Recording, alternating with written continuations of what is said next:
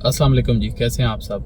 अभी रिसेंटली 14 फरवरी को agro fertiliser की एक कॉर्पोरेट ब्रीफिंग थी और अगर आप एग्रो फर्टिलाइज़र में इंटरेस्टेड हैं, इसमें इन्वेस्टेड हैं या आप फर्टिलाइज़र सेक्टर को थोड़ी और बेहतर तरीके से जानना चाहते हैं और एफएफसी को और ईफर्ट को आपस में कंपेयर भी करना चाहते हैं तो ये वीडियो आपके लिए। मैंने ईफर्ट की जो प्रेजेंटेशन थी उसमें से कुछ चीज़ें मैंने अखज़ की हैं और वो मैंने अपनी प्रेजेंटेशन की फॉर्म में एक बनाया, वो मैं आपको दिखा देता हूँ। लेकिन ये बताता चलूँ कि ये इसलिए पॉसिबल हुआ क्योंकि इस चैनल पे पहले मैंने एफएफसी के जब फाइनेंशियल रिजल्ट्स आए उनको एनालाइज़ किया, उसके बाद उनकी जो कॉर्पोरेट ब्रीफिंग थी उसके अंदर जो चीज़ें डिस्कस थी उनको मैंने नोट डाउन किया, आप लोगों के साथ शेयर किया। और जब ईफर्ट के अब रिजल्ट्स आए हैं और उनकी कॉर्पोरेट ब्रीफिंग हुई है तो चीज़ें काफ़ी ना सेंस बना रही हैं ओवरऑल, और काफ़ी चीज़ें हैं इसमें जो फर्टिलाइज़र सेक्टर से रिलेटेड हैं जो हमें पता होना चाहिए इन्वेस्ट करने से पहले। तो मैं आपके साथ शेयर करता हूँ, ये मैं आपको इधर ही ले चलता हूँ। तो पहले तो मैं आपको ये दिखा दूँ जी कि ये मेरी प्रेजेंटेशन है जो कि मैंने उधर से चीज़ें लेके यहाँ पे मैंने ऐड की हैं। काफ़ी कुछ है जो कि हम सीख सकते हैं। और ये कॉर्पोरेट ब्रीफिंग थी, ये जो मैं अब आपको दिखा रहा हूँ, ये ईफर्ट की 14 फरवरी वाले दिन ये इसके कंटेंट्स हैं। तो इन दोनों को मिला के हमने बड़ा कुछ इसमें से बेहतर तरीके से हम जान पाएंगे। एक कॉर्पोरेट ब्रीफिंग में ये उनकी प्रेजेंटेशन पे मैं आपको पहले लेकर चलता हूँ। तो शुरू में उन्होंने कुछ मैक्रो इकोनॉमिक्स का जिक्र किया। इन्फ्लेशन 4.1% रही है दिसंबर में, जो कि पिछले 81 माह में सबसे लोएस्ट है। एक्सचेंज रेट स्टेबल रहा है 278 के लगभग। पॉलिसी रेट 13% कम हुआ है। केएसई ने अच्छा परफॉर्म किया है। केएसई 100 इंडेक्स इन्होंने लिखा हुआ है, ये देखिए जी। अब अगली जो पते की चीज़ है वो ये है कि फाइनेंशियल ईयर जो 2024 था उसके इनके रेवेन्यू अगर आप देखें 256 बिलियन था, 14.8% इंक्रीज था लास्ट ईयर से। प्रॉफिटेबिलिटी भी इनकी बढ़ी है, अर्निंग पर शेयर भी बढ़ी है। लेकिन मैंने आपको पिछली वीडियो में ये बताया था उनकी फाइनेंशियल रिपोर्ट्स पढ़ के कि ये जो प्रॉफिटेबिलिटी है ये एक्चुअली ज़्यादा सेल्स और उस वजह से नहीं है। इसकी वजह यह है कि इन्होंने प्राइसेस भी अपनी बढ़ाई थी अपने प्रोडक्ट्स की, यूरिया की, और उस वजह से इनकी जब प्राइसेस बढ़ी हैं तो उससे ही इनकी प्रॉफिटेबिलिटी भी बढ़ी है। लेकिन Q4 में versus same time last year आप देखें तो 7.8% प्रॉफिटेबिलिटी कम है, अर्निंग पर शेयर भी कम है Q4 में, ये जो गुजरा अभी 2024 में। ये जी बड़ी इंटरेस्टिंग चीज़ है। आप ये देखिए कि ये यूरिया के बिजनेस में इन्होंने लिखा है कि फाइनेंशियल ईयर में इनका मार्केट शेयर इधर 2023 में 35% था, जबकि कम होके 2024 में 31% रह गया है। और अगर मैं आपको एफएफसी की प्रेजेंटेशन से एक चीज़ दिखाऊं, ये चीज़ें मैंने एफएफसी की प्रेजेंटेशन से लिए थे ये ग्राफ, और आज से मेरा ख्याल है शायद पिछले हफ्ते में ही हमने ये सारा कुछ पहले देख लिया था कि ईफर्ट का मार्केट शेयर 2023 में 35% था और 24 में 32% था। इन्होंने अपनी ईफर्ट ने प्रेजेंटेशन में 31% लिखा हुआ है। लेकिन बात यह है कि अगर हम इस तरह के कंपैरेटिव एनालिसिस करेंगे ना तो हमें बहुत कुछ पहले ही पता चल सकता है अब बाकी लोगों की निस्बत। तो अगर आपने चैनल पे ये चीज़ फॉलो किया तो आपको ये डेफिनेटली याद होगा। तो अब इसका मतलब ये है कि एफएफसी ने अपना 43 से 48% अपना मार्केट शेयर इंक्रीज किया, 48% तक ले गए हैं, और ईफर्ट का जो मार्केट शेयर था वो उन्होंने कैप्चर किया। तो ये एक इंटरेस्टिंग चीज़ है जो कि हमें नोट करनी चाहिए अगर आप सोच रहे हैं कि एफएफसी में इन्वेस्ट करना है या ईफर्ट में करना है। डीएपी की अगर आप देख लें तो ईफर्ट की 18% थी 2023 में मार्केट शेयर, 2024 में 19% था। और इनकी प्रेजेंटेशन में इन्होंने देखें आप, यही इन्होंने लिखा है कि 2023 में 18% था, ये अगर आप यहाँ पे देखेंगे, और 2024 में 19% था इनका डीएपी का मार्केट शेयर। लेकिन मेरे लिए जो खुशहाल बात है, मैंने ये पहले देख लिया और मैंने आप लोगों के साथ पहले ही शेयर कर दिया। लेकिन खैर अलबत्ता हमने जिक्र तो कर लिया कि ईफर्ट का यूरिया में जो मार्केट शेयर है वो कम हुआ है एफएफसी की निस्बत।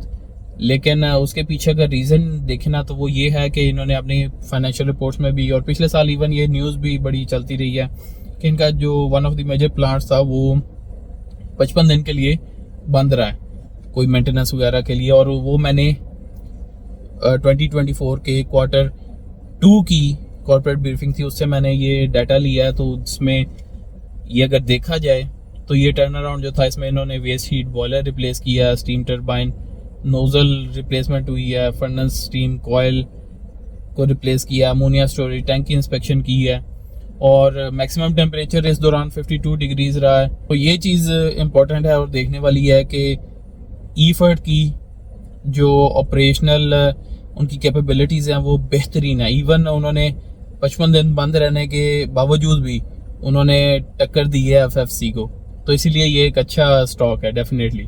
इससे आगे हम एक बड़ा इम्पोर्टेंट कॉन्सेप्ट समझने जा रहे हैं। ये इनकी रिपोर्ट में मैं वापस आता हूँ। इन्होंने एग्रीकल्चर लैंडस्केप का 2025 के हिसाब से बताया है कि क्या क्या चीज़ें हैं जो कि इनको अफेक्ट कर सकती है। पहली चीज़ आपको बता देता हूँ, वो ये है कि हाई ओपनिंग इन्वेंट्री रही है 355 KT की। अब इसका मतलब ये है कि पिछले साल में जो इनकी सेल नहीं हुई वो कैरी फॉरवर्ड हुई है इस साल में, और शुरू में जो ओपनिंग इन्वेंट्री ज़्यादा रही है वो उनको ज़्यादा, अब वो उनको सेल करनी है और फिर वो अगली प्रोडक्शन की तरफ जाएंगे। ये मेरी पॉसिबल इन्फ्रेंस है इससे, तो ये उनका ना एक सॉर्ट ऑफ चैलेंज भी है। उसके बाद क्रॉप सपोर्ट प्राइसेस और फ्री मार्केट डायनामिक्स इन्होंने लिखा हुआ है, इसको मैं आपको डिटेल में समझा देता हूँ ताकि अगर आप एग्रीकल्चर के किसी भी स्टॉक में आप इन्वेस्ट करें, चाहे आप एफएफसी में, ईफर्ड में करें, तो आपको ये कॉन्सेप्ट्स पता होंगे। अब क्रॉप सपोर्ट प्राइसेस के कॉन्सेप्ट को समझने से पहले आपको ये न्यूज़ जो सर्कुलेट कर रही थी इसको देखना आपके लिए, मेरे लिए बड़ा ज़रूरी है। फिर हमें ये बेहतर समझ आएगी। आप ये न्यूज़ में अगर देखेंगे ना तो सितंबर 2024 से लेकर आज तक की जो खबरें हैं ना उनमें बस यही आ रहा है कि IMF ने पाकिस्तान को रोका है सपोर्ट प्राइसेस क्रॉप्स की सेट करने से, और उसके बाद Pakistan strikes deal with IMF to end wheat support prices. अब आपको मैं बताता हूँ कि वीट और ये क्रॉप सपोर्ट प्राइसेस हैं ये क्या हैं और ये क्यों इंपॉर्टेंट है।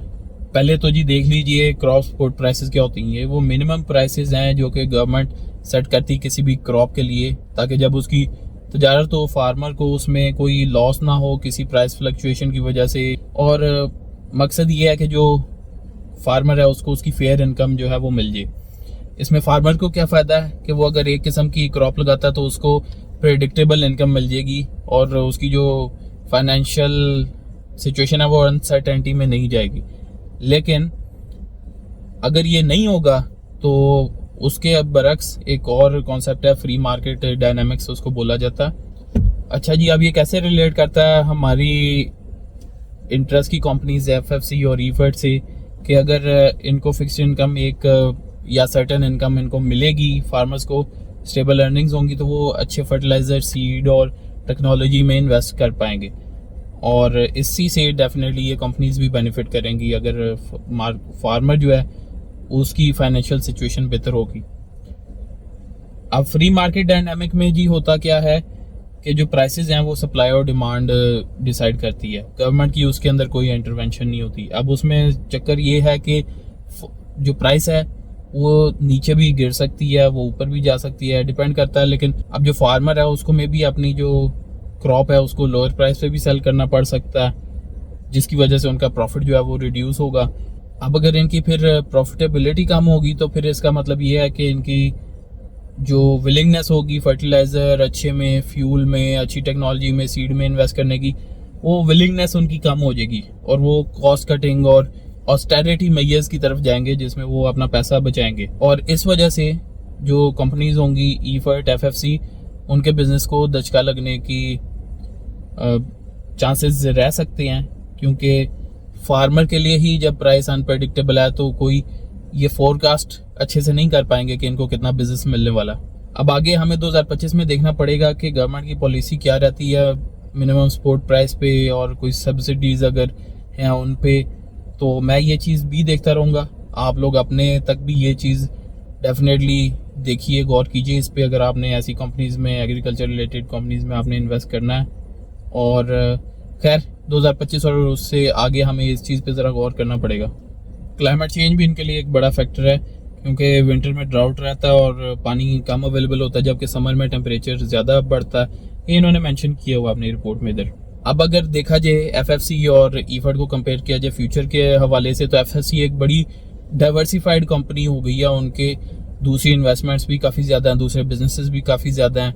और जबकि एंग्रो जो है उन्होंने फोकस तो फर्टिलाइज़र पे किया हुआ है, और लेकिन उसके अंदर मजीद इनके जो फ्यूचर के इनिशिएटिव्स हैं वो अगर हम देख लें तो एंग्रो मरकज़ इनके हैं इससे ये पता चल रहा है कि शायद 4 मरकज़ हैं, लेकिन उनमें होगा ये कि प्रोडक्ट जो है अवेलेबल होंगे फार्मर्स को रिटेल प्राइसेस पे, एक्सपर्ट्स की गाइडेंस होगी, सारा साल खुले रहेंगे और सारी उनको प्रोडक्ट रेंज एक छत के नीचे मिल जाएगी। अगर आपको याद हो, हमने पिछली एंग्रो फर्टिलाइज़र की जब हमने फाइनेंशियल स्टेटमेंट पढ़ी थी, उसमें भी हमने एक चीज़ अखज़ की थी कि उनका एक नया इनिशिएटिव है उगाई के नाम से, और उसमें वो ई कॉमर्स लेके आ रहे हैं फार्मर्स तक, और उसमें एक वेब ऐप है उनकी और एक मोबाइल ऐप है जिसमें फार्मर्स डायरेक्टली अपना ऑर्डर प्लेस कर सकते हैं। और इसको अगर हम रिलेट करें जो हमने यहाँ पे सीखा है मिनिमम सपोर्ट प्राइसेस पे, तो अगर वो इस तरह का ये इनिशिएटिव लेते हैं, डिजिटल इनिशिएटिव, इसका मतलब ये है कि वो जो फर्टिलाइजर सेल्स हैं वो प्रेडिक्टेबल हो जाएंगी, क्योंकि फार्मर को पहले ऑर्डर प्लेस करना पड़ेगा। तो खैर एनीवेज ये एक इंटरेस्टिंग कॉन्सेप्ट था। तो मे बी शायद पहले ना करना पड़े, लेकिन एटलीस्ट ये है कि सप्लाई चेन में थोड़ी प्रेडिक्टेबिलिटी आ जाती है, if you get my point. अब कुछ इम्पोर्टेंट पार्ट है इस वीडियो का, इसके बाद वीडियो एंड करते हैं। तो अगर पॉजिटिव चीज़ें देखें ईफर्ट में, तो उनकी प्राइसिंग पावर ना स्ट्रॉन्ग है। इन्होंने प्राइसेस अपनी बढ़ाई थी और जो इनको बर्डन है वो इन्होंने पास डाउन किया कंज्यूमर को। और इनकी expansion strategy although not as extensive as FFC, लेकिन वो एग्रो मर्कज और डिजिटल एग्रीटेक सॉल्यूशंस जो हैं उनके, स्पेशली ये जो उगाई है इसकी तरफ वो फोकस कर रहे हैं। डिविडेंड इनके कंसिस्टेंट रहे हैं, 21.5 रुपए का इन्होंने डिविडेंड दिया है और कैश फ्लो इनका ठीक है। लॉन्ग टर्म सस्टेनेबिलिटी को अगर हम देख लें तो उनका एक इनिशिएटिव है जिसमें वो उन्होंने फातिमा फर्टिलाइजर और एफएफसी के साथ मिलकर माड़ी गैस फील्ड की जो सप्लाई है उसमें वो इन्वेस्ट कर रहे हैं, ताकि इनको जो गैस है वो इनको अच्छे प्रेशर पे मिलती रहे। इसको अगर आपको समझना है तो आपको ना ये न्यूज पढ़नी पड़ेगी। ये देखें जी, मैं आपको यहाँ इधर दिखा देता हूँ कि agro fertiliser and other major fertiliser manufacturers are investing heavily worth $300 million in gas pressure enhancement facilities project from Mari network to sustain domestic urea production levels and safeguard food security of Pakistan। तो ये माड़ी, Fatima fertiliser और FFC का मिलके ये joint आप समझ लीजिए वेंचर है जिसमें वो $300 मिलियन इन्वेस्ट करेंगे। तो ये इनकी लॉन्ग टर्म सब जो प्रोडक्शन सस्टेनेबिलिटी है उसके लिहाज से है। आगे चल के हम जो नेगेटिव पॉइंट्स है वो हम देख लेते हैं जी। नेगेटिव तो नहीं मुझे कहना चाहिए, लेकिन खैर जो डाउन साइड है वो ये है कि उनका मार्केट शेयर डिक्लाइन कर रहा है, 4% डिक्रीज हुआ है, और इसका मतलब ये है कि एफएफसी ने एग्रेसिवली वो मार्केट शेयर काबू किया है। तो ये जरा हमें इसको इस पे नजर रखनी पड़ेगी। कॉस्ट के जो उनके प्रेशर्स हैं, गैस की जो टैरिफ्स हैं वो बढ़े हैं, कोई सब्सिडीज कम हो गई और ऑपरेशनल कॉस्ट जो है वो जब बढ़ती है तो मार्जिन स्क्वीज हो जाता है। लेकिन कंपनी ऑपरेशनली बड़ी गुड है और उनकी जो ऑपरेशनल एक्सीलेंस है वो टॉप नॉच है। गवर्नमेंट की जो रेगुलेशंस है उनकी जो अनसर्टेनिटी होती है वो भी इनको ना अफेक्ट कर सकती है।